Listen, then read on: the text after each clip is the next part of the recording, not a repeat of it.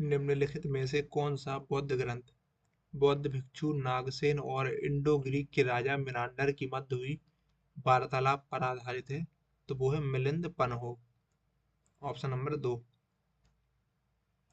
अगला प्रश्न है कि विलायत खान निम्नलिखित में से किस वाद्य यंत्र को बजाने के लिए जाने जाते हैं? तो ये जाने जाते हैं सितार के लिए। अगला प्रश्न है कि संयुक्त राज्य अमेरिका में रामकृष्ण मिशन की सबसे पुरानी शाखा कहाँ पर स्थित है? तो ये स्थित है न्यूयॉर्क में। Option number 2।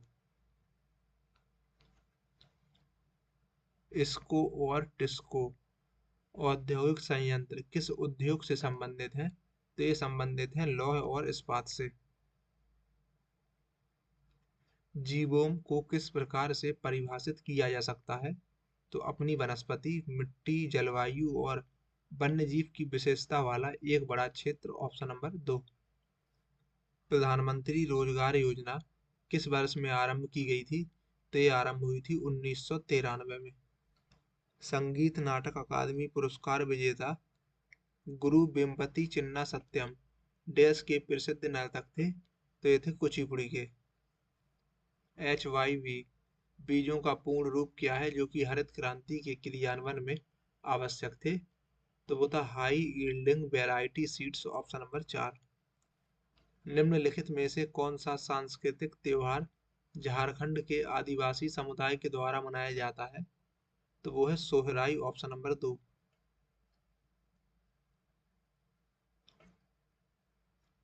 निम्नलिखित में से किसे 1976 में भारत के संविधान में जोड़ा गया था? तो मौलिक कर्तव्यों को।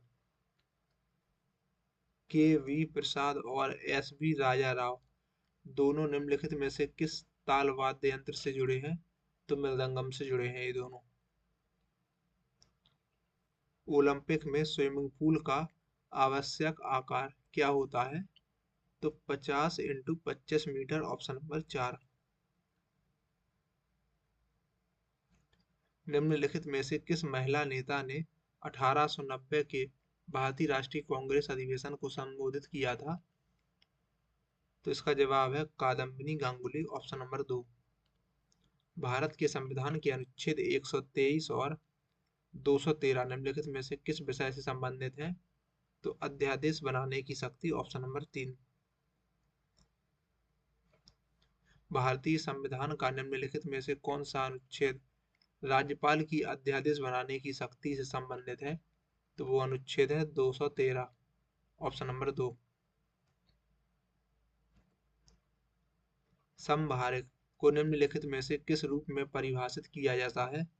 तो विभिन्न तत्वों के परमाणु जिनकी द्रव्यमान संख्याएं समान होती हैं लेकिन परमाणु संख्याएं भिन्न होती हैं। Option number 4। अगला प्रश्न है कि मध्य अमेरिका के पश्चिमी तट पर प्रशांत महासागर के नीचे की ओर स्थित एक अपेक्षाकृत छोटी त्रिकोण आकार की लघु महासागरीय प्लेट को क्या कहते हैं? तो कोकोस प्लेट। Option number 1। विजय स्तंभ निम्नलिखित में से किस शासक ने बनवाया था? ते बनवाया था राणा कुंभा ने। मुगल काल में कपास और गन्ना जैसी नकदी फसलें क्या कहलाती हैं? तो जिन्स एक कामिल। Option number 4। अगला प्रश्न है कि दोहरी गणना के परिणाम स्वरूप राष्ट्रीय आय डैश होती है? तो अति प्राकलित। Option number 1। पंचवर्षीय योजनाओं के वित्त पोषण के संदर्भ में सार्वजनिक क्षेत्र के मुकाबले निजी क्षेत्र के लिए उपलब्ध वित्त के स्रोतों में कौन सा शामिल नहीं है? तो वो है कर।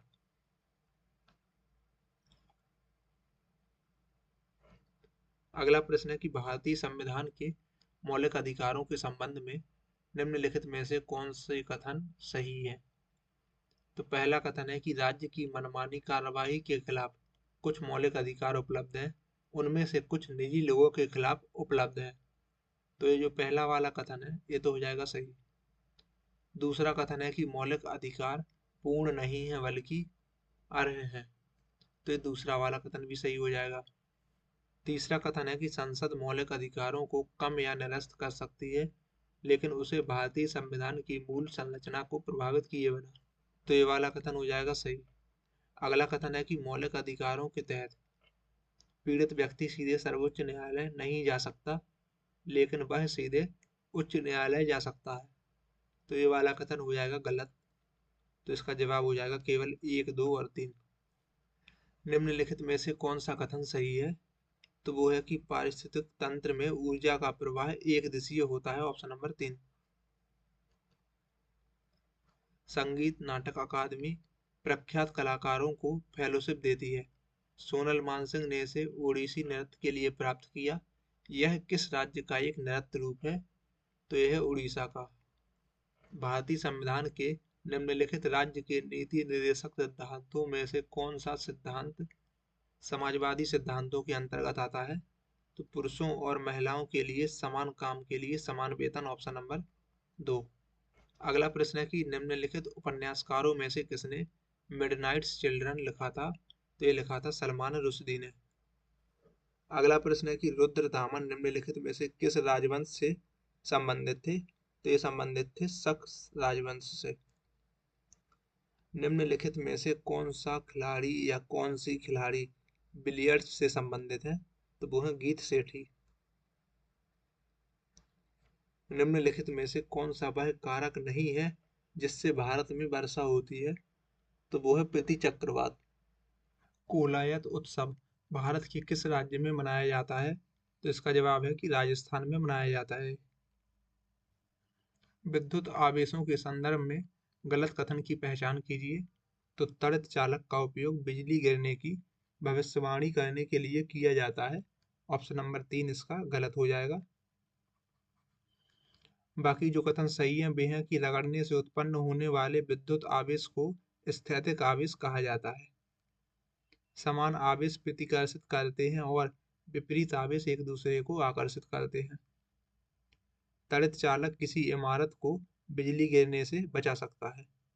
तो पहला वाला कथन सही है, दूसरा वाला कथन सही है और चौथा कथन सही है।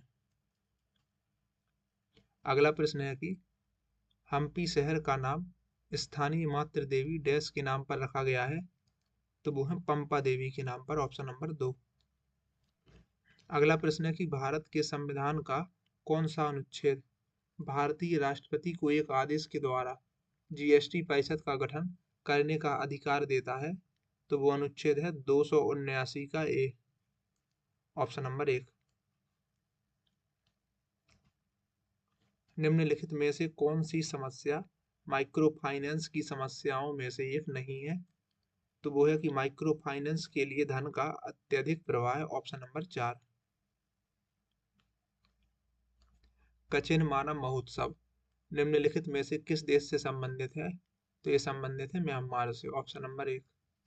अगला प्रश्न है कि चंद्रताल, रेणुका और पोंग बांध किस राज्य के 3 रामसर आर्द्रभूमि स्थल हैं? तो ये तीनों हैं हिमाचल प्रदेश के।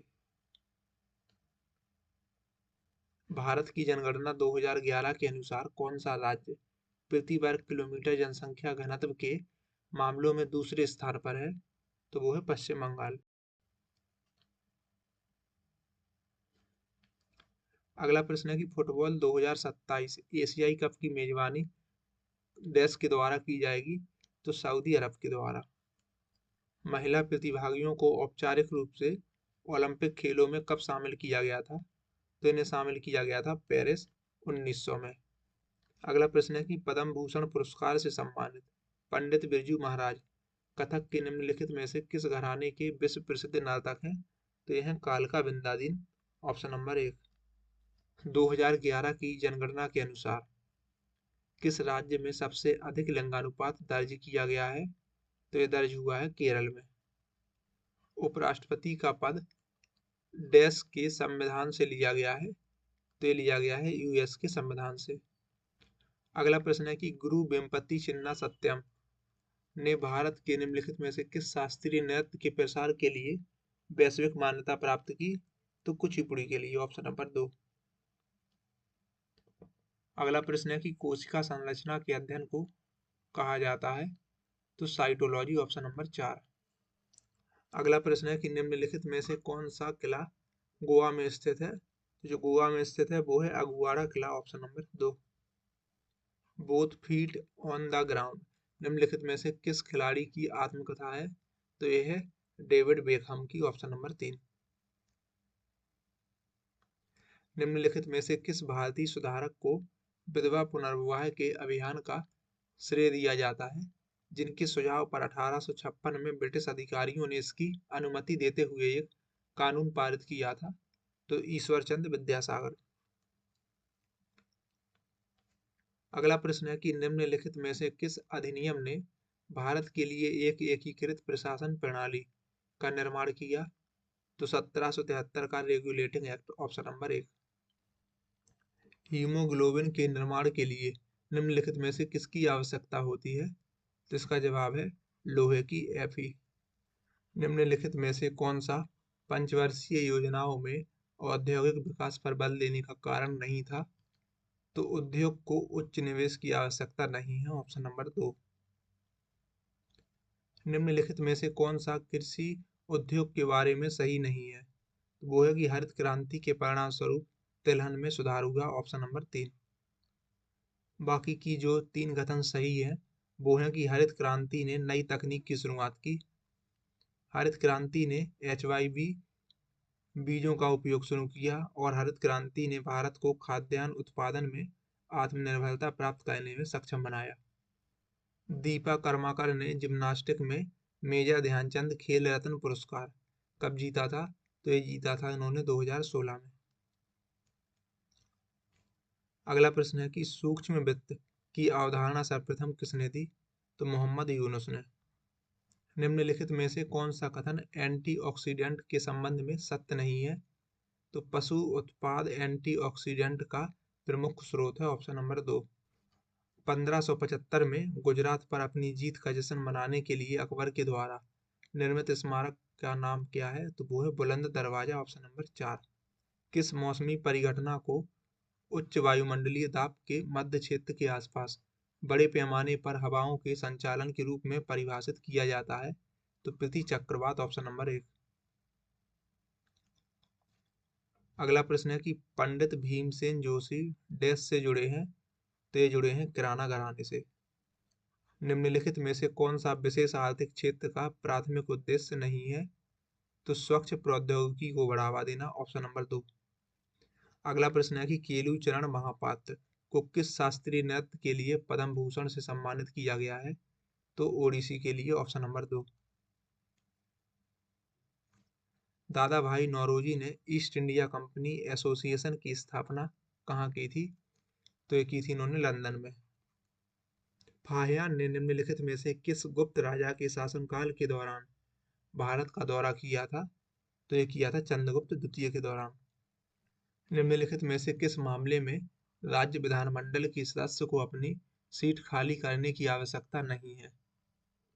तो बिना अनुमति के 1 सप्ताह तक अनुपस्थित रहना, ऑप्शन नंबर 3।